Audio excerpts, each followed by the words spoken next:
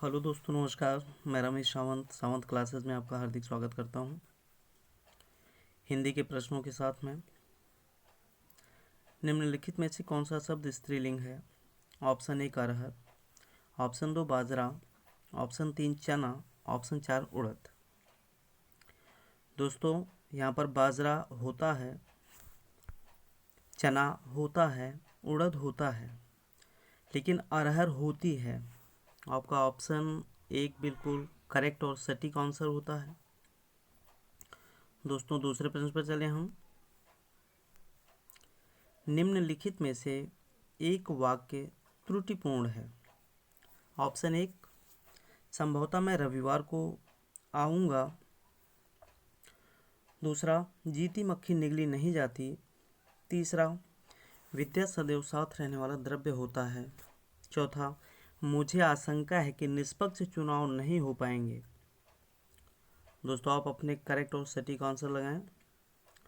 दोस्तों, आपका ऑप्शन 3 यहाँ पर बिल्कुल त्रुटिपूर्ण वाक्य है। विद्या सदैव साथ रहने वाला द्रव्य होता है, ये आपका बिल्कुल त्रुटिपूर्ण है। तो आप अपने करेक्ट और सटीक आंसर लगाएं। दोस्तों, अगले प्रश्न पर चले हम। निम्नलिखित में से कौन सा शब्द एक वचन है? ऑप्शन 1 फोर्स, ऑप्शन 2 आंसू, ऑप्शन 3 बाल, ऑप्शन 4 जनता। दोस्तों, फोर्स बहुवचन है, आंसू भी आपके बहुवचन की श्रेणी में आते हैं। ऑप्शन 3 आपका बाल, ये भी बहुवचन में आता है। ऑप्शन 4 आपका जो जनता है, जनता होती है सिंगल पर्सन के लिए, जनता को हमेशा एक वचन में ही गिना जाता है। दोस्तों, अगले प्रश्न पर हम चलें। उससे अच्छे तो आप हैं, इनमें कौन सा कारक है? उससे अच्छे तो आप हैं, इनमें कौन सा कारक है? ऑप्शन 1 अधिकरण कारक, ऑप्शन 2 अपादान कारक, ऑप्शन 3 करण कारक, ऑप्शन 4 संबोधन कारक। दोस्तों, जहाँ अलगाव की बात हो, जहाँ तुलना की बात हो, वहाँ सदैव अपादान कारक होता है। तो ऑप्शन 2 आपका बिल्कुल करेक्ट और सटीक आंसर होता है।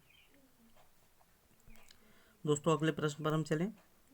वह खाना खा चुका है, इस वाक्य में वर्तमान काल के भेद हैं।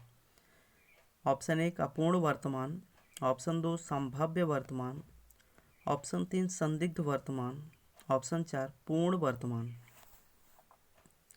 दोस्तों, आप अपने करेक्ट और सटीक आंसर लगाएं।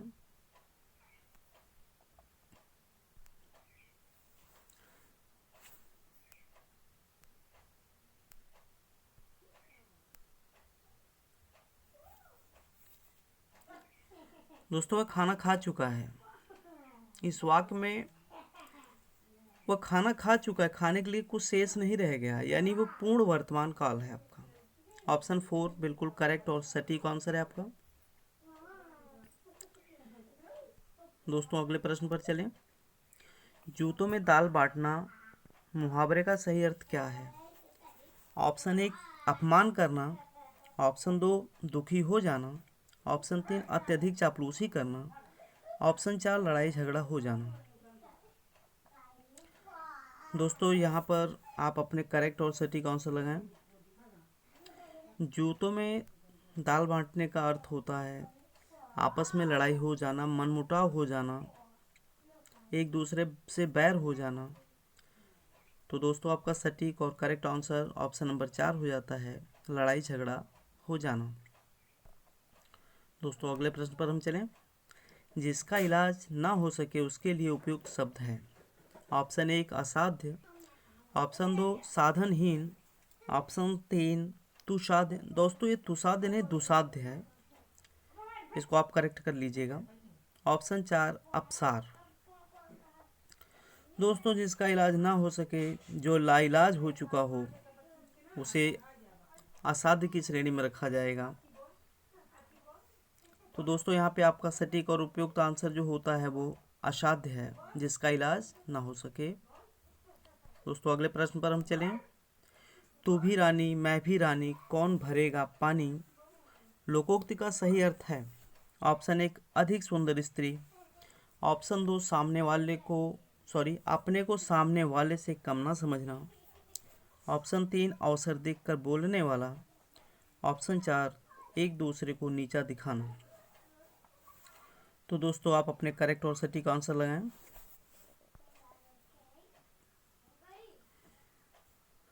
ऑप्शन दो यहाँ आपका बिल्कुल करेक्ट और सटीक आंसर होता है, अपने को सामने वाले से कम ना समझना। ऑप्शन दो आपका यहाँ बिल्कुल करेक्ट होता है। दोस्तों अगले प्रश्न पर हम चलें। निम्नलिखित में से अशुद्ध वर्तनी वाला शब्द छांटना है। दोस्तों यहाँ पे अशुद्ध कर लीजिएगा, ये शुद्ध लिखा है। ऑप्शन एक एकता। ऑप्शन दो उद्घोष। ऑप्शन तीन उपरोक्त। ऑप्शन चार तात्कालिक। दोस्तों आप अशुद्ध शब्द की वर्तनी ढूंढिए, पहचानिए। दोस्तों यहाँ पर एकता बिल्कुल सही है, उद्घोष बिल्कुल सही है और तात्कालिक बिल्कुल सटीक है। ये आपका उपरोक्त शब्द जो है ये अशुद्ध वर्तनी वाला है। ऑप्शन तीन यहाँ आपका बिल्कुल करेक्ट होता है, यहाँ अशुद्ध कर लीजिएगा।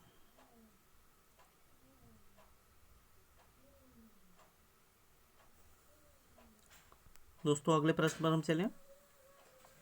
निम्नलिखित में से कौन सा वाक्य सही है? ऑप्शन एक बैल और बकरी घास खाते हैं। ऑप्शन दो बैल और बकरी घास चरते हैं। ऑप्शन तीन बैल और बकरी घास चरती है। ऑप्शन चार बैल और बकरी घास खाती है। दोस्तों आप अपने करेक्ट और सटीक आंसर लगाएं, इनमें से कौन सा सही हो सकता है?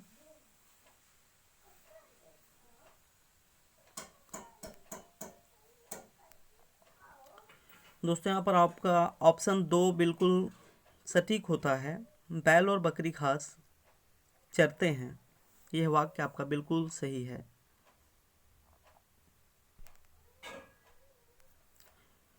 दोस्तों अगले प्रश्न पर हम चलें। निम्न में से कौन सा अनेकार्थी शब्द है? ऑप्शन एक तारा। ऑप्शन दो पर्वत। ऑप्शन तीन सूर्य। ऑप्शन चार वृक्ष।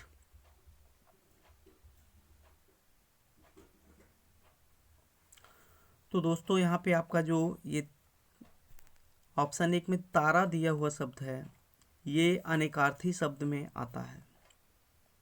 आपका ऑप्शन एक बिल्कुल सटीक और करेक्ट आंसर होता है। दोस्तों अगले प्रश्न पर हम चलें। इंद्र के लिए पर्यायवाची शब्द नहीं है। ऑप्शन एक शक्र। ऑप्शन दो देवेश। ऑप्शन तीन अमरपति। ऑप्शन चार स्पृहा। दोस्तों शक्र का मतलब भी इंद्र होता है।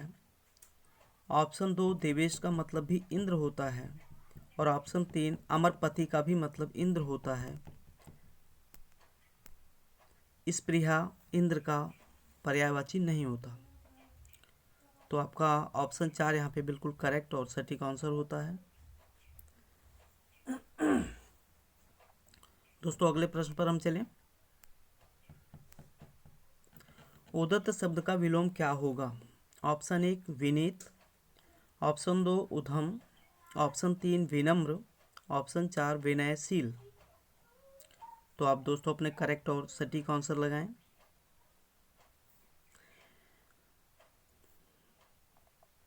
दोस्तों उदत्त शब्द का विलोम शब्द विनीत होता है। ऑप्शन एक बिल्कुल आपका यहाँ सटीक और करेक्ट आंसर होता है। दोस्तों अगले प्रश्न पर हम चलें। मुखरूबी चांद पर राहु भी धोखा खा गए, निम्नलिखित में से कौन सा अलंकार है? ऑप्शन एक उपमा। ऑप्शन दो उत्प्रेक्षा। ऑप्शन तीन रूपक। ऑप्शन चार वक्रोक्ति। क्या है? वक्रोक्ति है ये। तो दोस्तों आप अपने सटीक और करेक्ट आंसर लगाएं। यहाँ दोस्तों आपका रूपक बिल्कुल करेक्ट और सटीक आंसर होता है। मुखरूबी चांद पर राहु भी धोखा खा गए, तो ऑप्शन नंबर तीन यहाँ पर आपका बिल्कुल करेक्ट और सटीक आंसर होता है। दोस्तों अगले प्रश्न पर चलें। इनमें कौन सा नदी का पर्यायवाची नहीं है? ऑप्शन 1 सरिता, ऑप्शन 2 निर्झरी, ऑप्शन 3 कालिका, ऑप्शन 4 पैस्विनी। तो दोस्तों आप अपने करेक्ट और सटीक आंसर लगाएं। दोस्तों यहाँ पर नदी का पर्यायवाची नहीं पूछा गया है, वह है कालिका, जो आपका नहीं होता है। बाकी सरिता होता है, निर्झरी होती है, पैस्विनी होती है। दोस्तों अगले प्रश्न पर चले हम। कृत्रिम शब्द का विलोम क्या होगा? ऑप्शन 1 नैसर्गिक, ऑप्शन 2 बनावट, ऑप्शन 3 दिखावटी, ऑप्शन 4 चमकदार। तो दोस्तों आप अपने सटीक और करेक्ट आंसर लगाएं। कृत्रिम शब्द का जो विलोम शब्द होगा वह होगा नैसर्गिक, जो नेचुरल है वही नैसर्गिक है। तो दोस्तों आपका ऑप्शन 1 बिल्कुल करेक्ट आंसर होगा। आप अपने करेक्ट आंसर लगाएं। दोस्तों इन्हीं प्रश्नों के साथ हमारी आज की श्रृंखला ख़त्म होती है। दोस्तों वीडियो को लाइक करें, शेयर करें और सब्सक्राइब करें। बहुत बहुत धन्यवाद। जय हिंद।